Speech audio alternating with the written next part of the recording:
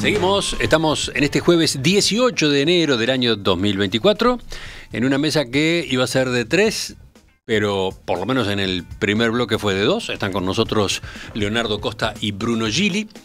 Y ahora incorpora a 2 invitados y pasa a ser de 4, entre comillas, como es normal o como estamos acostumbrados que sea.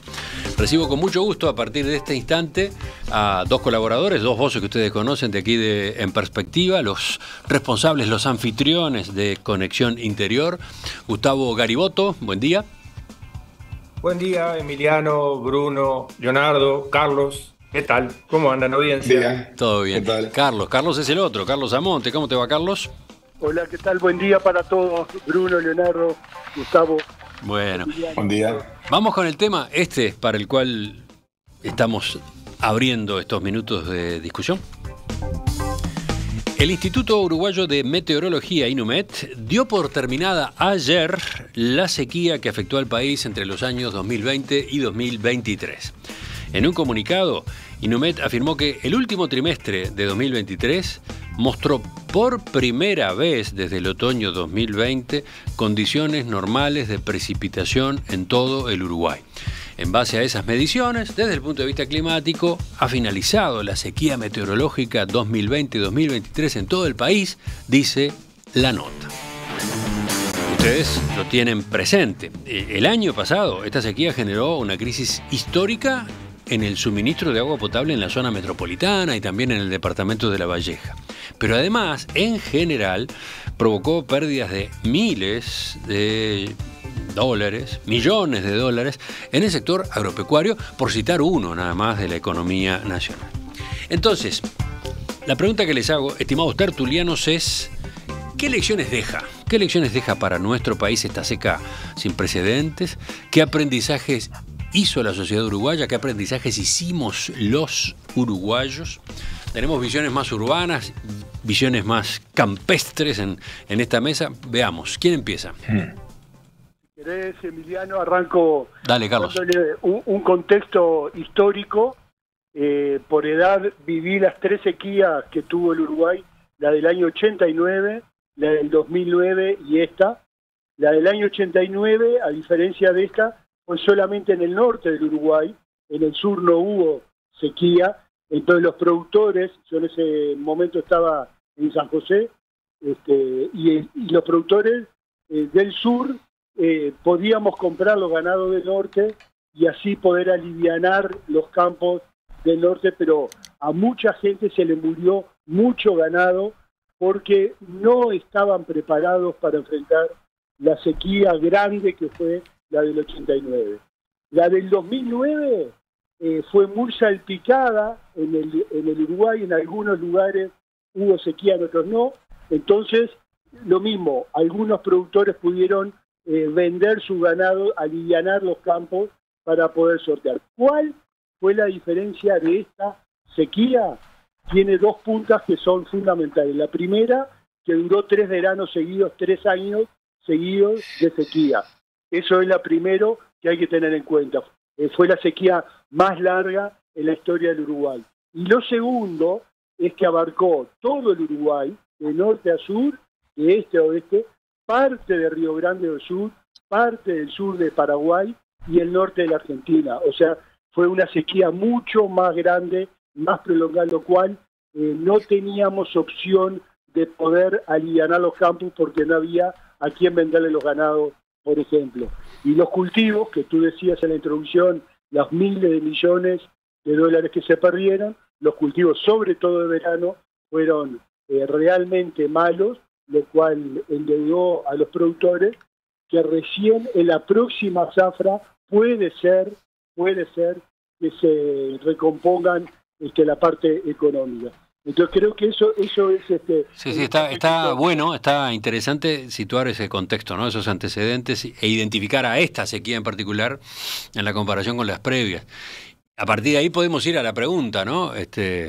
¿Aprendimos? ¿Sacamos lecciones? Tú debes tener respuestas, Carlos, pero... La pregunta para Carlos, y esto más que nada, es decir, ¿cuál fue la mortandad, por ejemplo, animal respecto de esta sequía con otras? Pues yo tengo una impresión, y esto es una visión citadina nomás, así que es más pregunta que reflexión, es que realmente se pudo, digamos,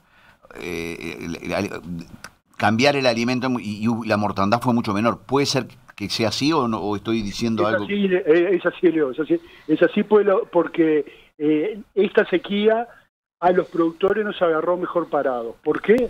Porque hay todo un know-how de ración, de suplementación, que ni en el año 2009 ni en el 89 menos lo teníamos. Y después hay un know-how de lo que es fardo, reserva forrajera seco, para poder diferir su uso en las épocas que faltan. Es la otra modalidad. Y lo tercero es que se han hecho tajamares y se ha invertido mucho en aguadas, en pozos, en motores, en molino, cosas que en el 89 ni en el 2009 lo teníamos. Claro, ahí estamos hablando en realidad de ventajas de aprendizajes que hubo de sequías anteriores, digamos, ¿no? Y sobre todo de la última, de la previa. La pregunta es entonces, bueno, ¿y esta qué aprendizajes deja, no? La primera frase es, ¿qué es lo que tendríamos que hacer para prepararnos para la próxima sequía que seguro va a venir? Eso no cabe duda. Entonces, ¿qué es lo que deberíamos hacer para enfrentarla todavía mejor de lo que enfrentamos esta? Bien, capaz que Gustavo puede ir contestando. Y recuerdo que también quiero otro tipo de consideraciones, ¿no? No solo las de quienes han vivido la sequía en el campo, en el agro. Creo que para la gente en las ciudades también esta sequía Yo voy a la citadina. Claro, debe dejar no sé, cambios de ahora en adelante. Pero, Gustavo. Sí, un poco estribando, Emiliano, lo que decía Carlos, yendo de lo general a lo particular, dos comentarios. El primero es que esta sequía, efectivamente, que fue muy larga, que fue no solo en todo el país, sino regional, fue además una sequía que fue advertida. La Organización Meteorológica Mundial avisó que existía una alta probabilidad de ocurrencia de una sequía, de un efecto niño, y que un efecto niño que se sumaba a otros efectos climáticos y que posiblemente eso iba a seguir. Eso yo creo que es un cambio, pero a su vez también es una dificultad, es lo bueno y lo difícil. ¿Por qué? Porque que a uno le avisen que hay un determinado porcentaje, en este caso creo que era el 70% de probabilidad de un efecto niño, no cuantifica la magnitud del déficit, no cuantifica la cantidad de agua que va a faltar. Por lo tanto, para quienes gestionamos los recursos, tomar decisiones, si lo que nos va a faltar es un 10% del agua o lo que va a haber es una sequía absoluta donde no va a llover absolutamente nada, plantea escenarios muy diferentes que además, como va de suyo, implica inversiones muy diferentes, implica asumir riesgos económicos muy diferentes en un escenario y en otro. Y la otra cuestión también general que quiero decir, a raíz de esta novedad de que Inumet informa que se terminó la sequía, a ver, se terminó la sequía hidrológica porque el régimen de lluvias más o menos se normalizó, está dentro de los parámetros normales, lo cual no quiere decir que las consecuencias de la sequía no hayan seguido.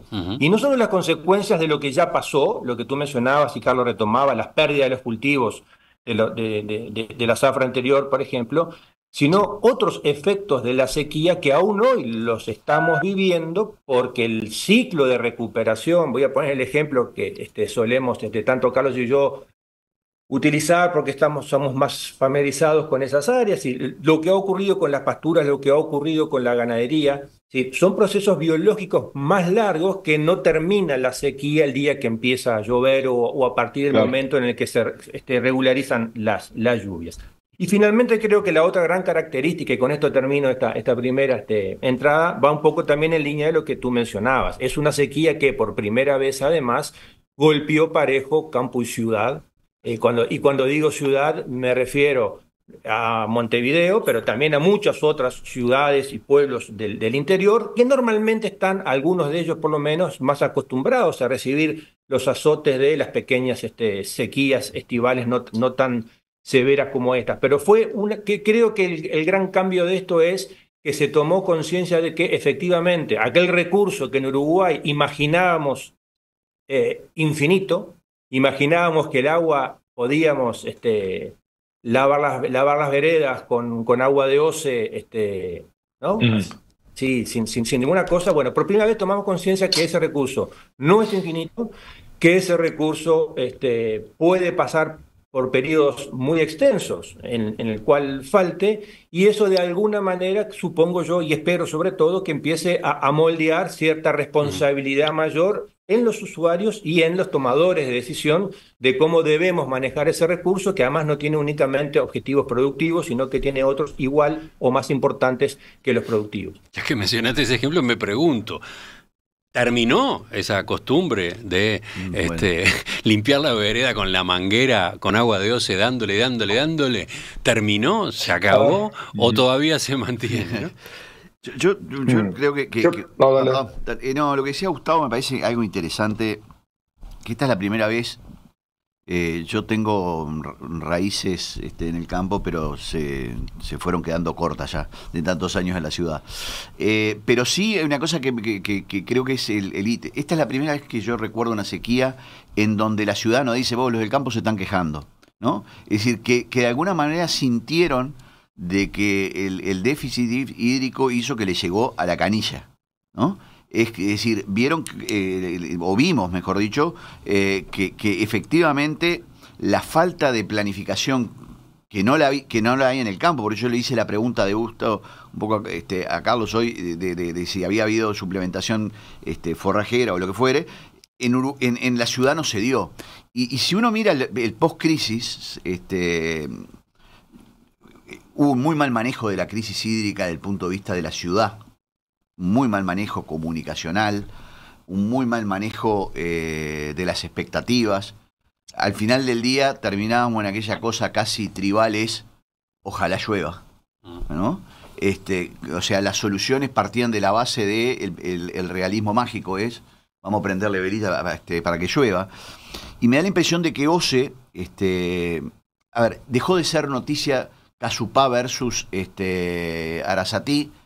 Y yo diría, si hoy, en donde no tenemos aparentemente una exigencia tan grande en cuanto a la necesidad de recursos hídricos, no estamos discutiendo la próxima sequía realmente y cuándo va a ser que ocurra, claramente quedó claro que con Arasatí, es Arasatí más Casupá, más lo que fuere, yo no soy un experto en esos temas, simplemente lo que quiero decir es, el agua va a ser, gran parte de las crisis del futuro va a ser la ausencia de agua.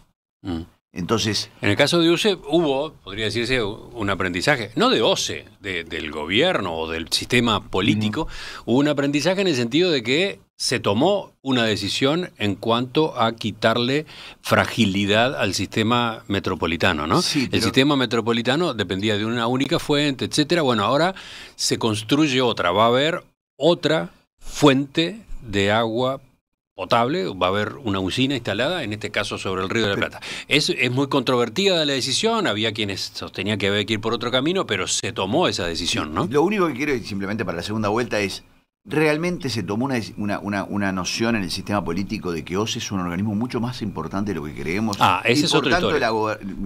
la semana pasada hablábamos de gobernanza con Bruno, es, ¿realmente vamos a tomar en serio a OCE?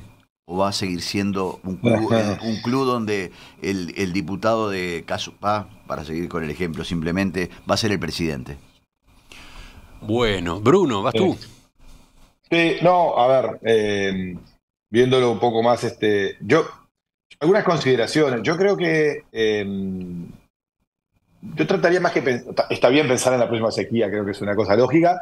Y de las crisis uno aprende, ¿no? De la próxima crisis financiera del Uruguay, la última, del 2002, aprendimos bastante sobre cómo regular el sistema financiero, qué riesgos dejar sumirlo si no, cómo construir un sistema más sólido, solvente y líquido. Tal vez no rentable muchos años, pero algo de eso aprendimos. Y creo que acá va a ocurrir lo mismo. Yo trataría. Bueno, yo creo ahí que está, mirá qué interesante esa referencia que haces, Bruno. Sí. Efectivamente, la crisis del 2002 dejó lecciones y aprendizajes y se tomaron decisiones y se corrigió. Mi pregunta es, ¿la sequía también? ¿La sequía efectivamente dejó aprendizaje? Voy a esa respuesta que es la segunda parte. ¿Qué pasaba en aquel momento?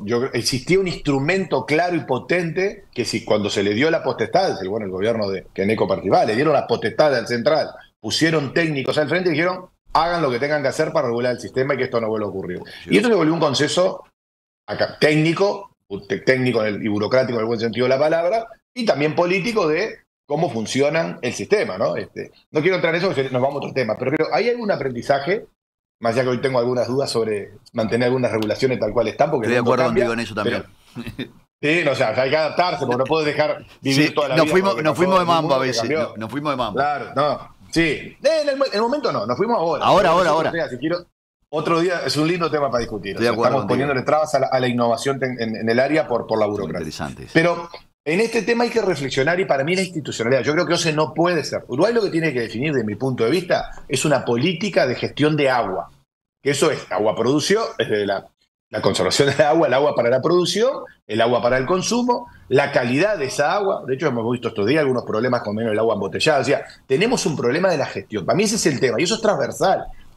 Lo que pasa es que, claro, entonces vos tenés OCE, tenés ahora el Ministerio de Medio Ambiente con sus direcciones, tenés el Ministerio de Agricultura y Pesca, que obviamente es relevante en el sector agropecuario, el agua, que consume, obviamente, mucho más que es el agua de consumo, y con lógica, ¿no? Y además que está bien. Entonces, me parece que hay que definir algo mucho más potente. Algunas de estas ideas creo que están arriba de la mesa, pero yo entiendo que nuestro marco institucional no está claro hoy quién es ese banco central que va a hacer esto de coordinador de todos los agentes para que el sector público y privado podamos trabajar. Y hay algunos instrumentos nuevos de seguro, el Banco Seguro ha intentado ingresar en algunos de estos temas. O sea, hay mucho para disparar para mí. Yo creo que OCE no es la institucional, de hecho OCE tiene hasta, o sea, Montevideo, miren, los números para Montevideo, Uruguay pierde el 50% del agua en Montevideo, ¿no? El 50% del agua que produce lo pierde hace 40 años, que no se era capaz de perder al 48, ¿no? Entonces, claro, pero la inversión en resolver eso en Montevideo, si no queremos perder esa agua, puede llegar entre, no sé, los cálculos estos son siempre muy difíciles de hacer, pero estamos hablando entre 1.000 y 1.500 millones de dólares, ¿no? No lo puede hacer una intendencia. O sea, no es imposible que lo haga, ¿no? No lo va a hacer nunca.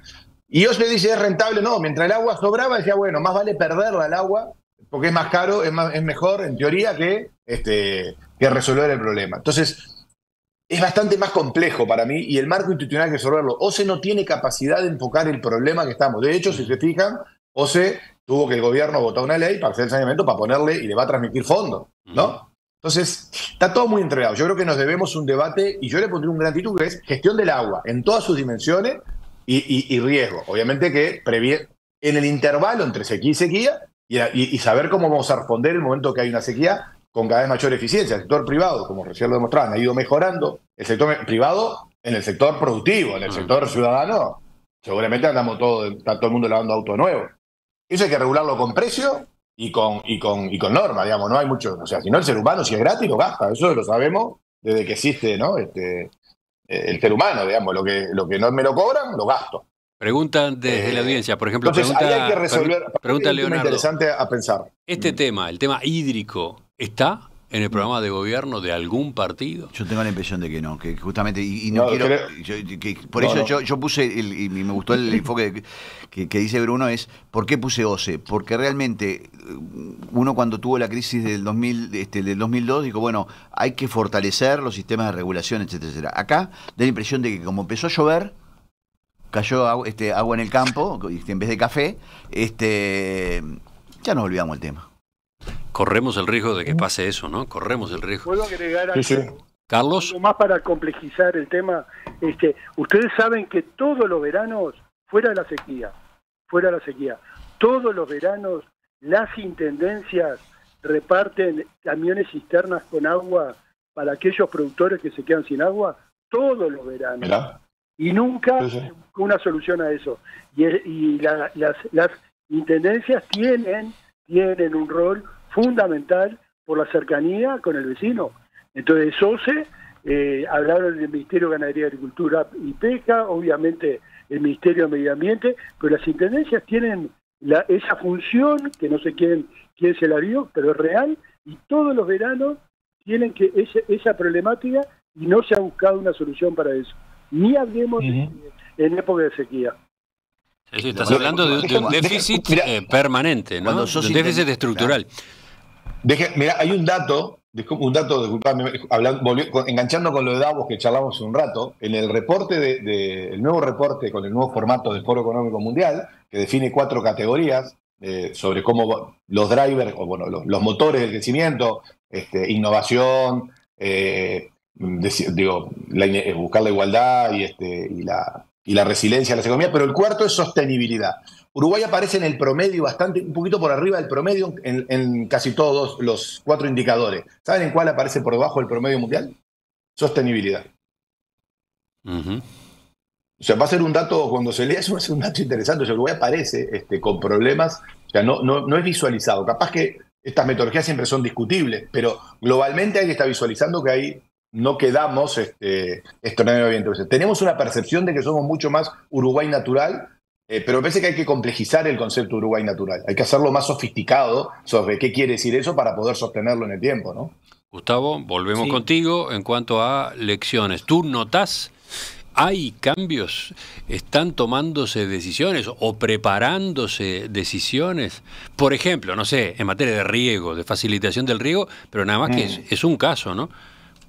Sí, a ver, un poco con dato y un poco con talenteo, Emiliano. Yo creo que sí, que hay cambios, hablo del sector productivo, hay cambios, hay aprendizaje, lo mencionaba Carlos al principio, ¿no? En estos últimos 20, 30 años, los productores hemos aprendido muchísimo a gestionar el pasto, por ejemplo, hemos aprendido muchísimo a gestionar el agua, una de cal y una de arena.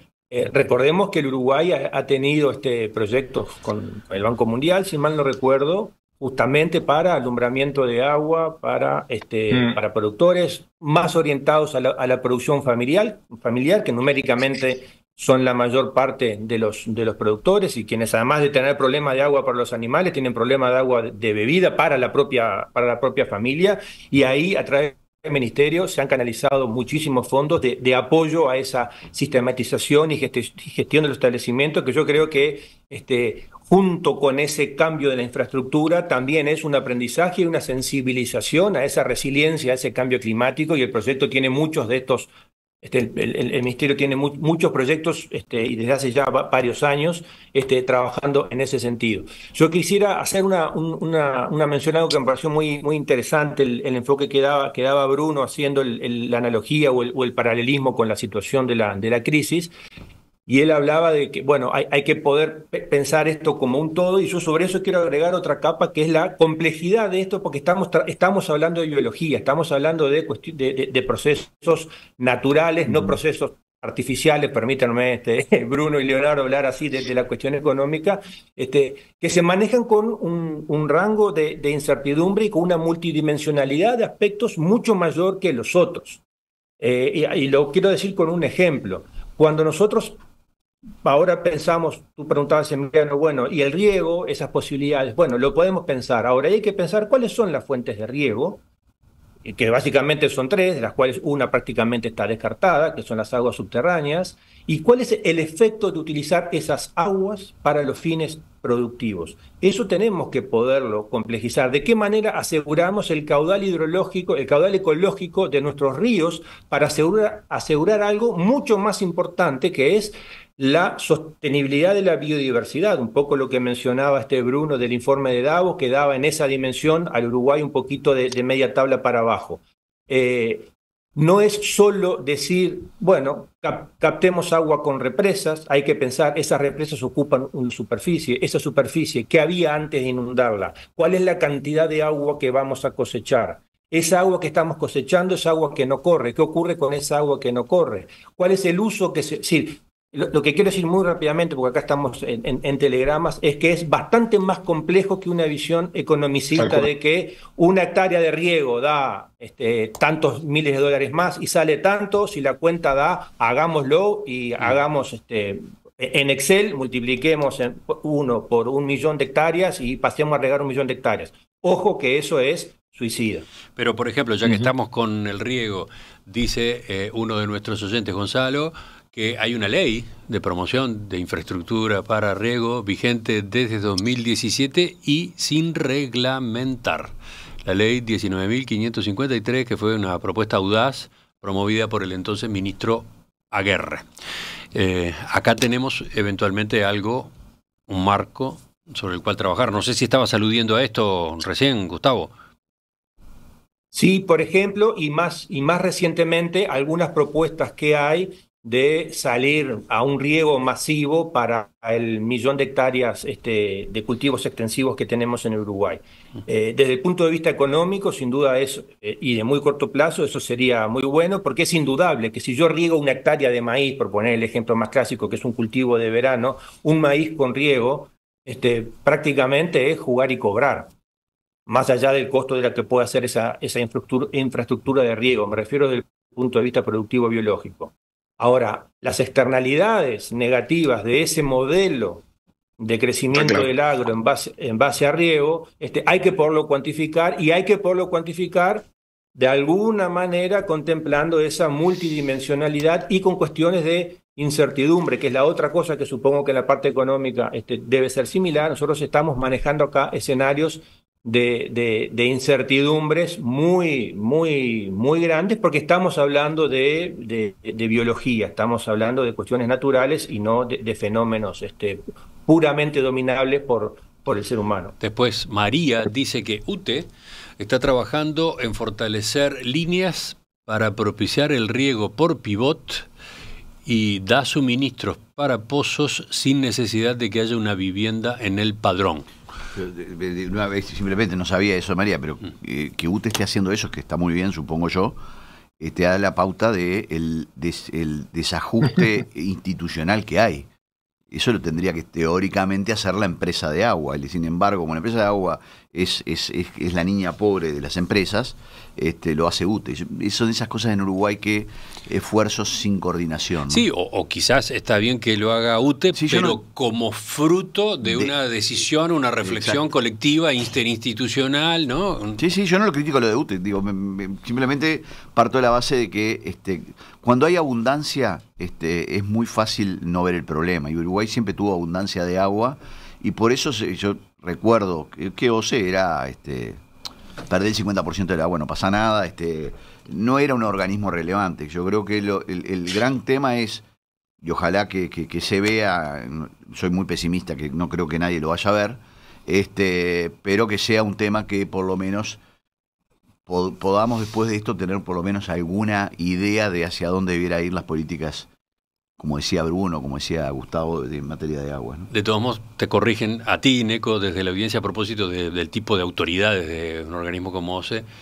El presidente de OCE, Montero, es un ingeniero de carrera con 30 años en la empresa, no es un diputado sin votos. Estoy de acuerdo, y también estuvo aquel otro en el frente que fue ministro, no recuerdo, el ingeniero... Colazo. Colache. Sí. Quiero decir simplemente con esto que probablemente, y capaz que estoy siendo injusto, son de las raras excepciones. Yo no lo conozco y no quiero tampoco ser injusto con alguien, pero quiero decir, tradicionalmente ese no ha sido, digamos, cuando uno dice en el bolillero, el bolillero importancia, ¿qué cargo tenés? Para el sistema político, no digo de este presidente, OCE no es realmente... Tal cual. Cualquiera que estuvo, los que hemos estado alguna vez cerca de OCE tenía cero capacidad de negociación con los poderes ejecutivos para pensar a largo plazo nada. O sea, al final quedaba en el último la cola, eso seguro. Carlos, volvemos contigo ya para ir cerrando este primer abordaje, ¿no?, de lecciones de la sequía. Sí, en el tema de riego, creo que habría que escuchar a los arroceros que tienen una larga experiencia en cuanto a riego con represas y el manejo del agua. Hay proyectos de mega represas que se podrían estudiar. Creo que ellos saben, pues lo han hecho toda la vida y lo hacen muy bien. Después en el tema del riego con pivot, hay un déficit de energía eléctrica. Es impensable con otra fuente de energía, con gasoil o con motores estacionarios, porque es carísimo, queda fuera de concurso. Y lo de la línea de UTE, que hay un gran déficit en el país, sí han llegado a las poblaciones, pero hay muchos lugares que todavía ni mira de llegar la línea, y la línea de UTE no la hace la UTE, sino que la hacen los productores, la pagan los productores. La UTE apoya con algunos materiales, pero son empresas privadas, y lo que nos sale a los productores es los que nos pagan las obras son los productores. Hasta el día de hoy se precisaba un número de predios entre un punto y el otro que te exigía el AUTE para poner la línea. O sea, es impensable unas líneas por el medio del campo, impensable en la zona forestal, por ejemplo, si tenés que atravesar para llegar a un campo que sea de cultivo.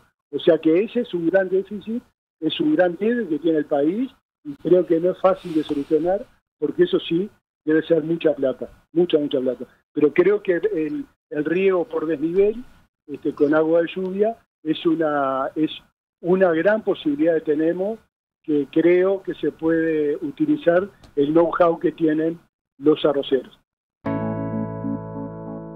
En particular sobre riego, vamos a volver en los próximos días en perspectiva. Es un tema que tenemos pendiente en la mesa verde, así que por ahí vamos a discutir con más precisión, con más detalle, probablemente con más elementos. Sobre estos primeros apuntes al final de la sequía, ¿algo más, Gustavo, Carlos?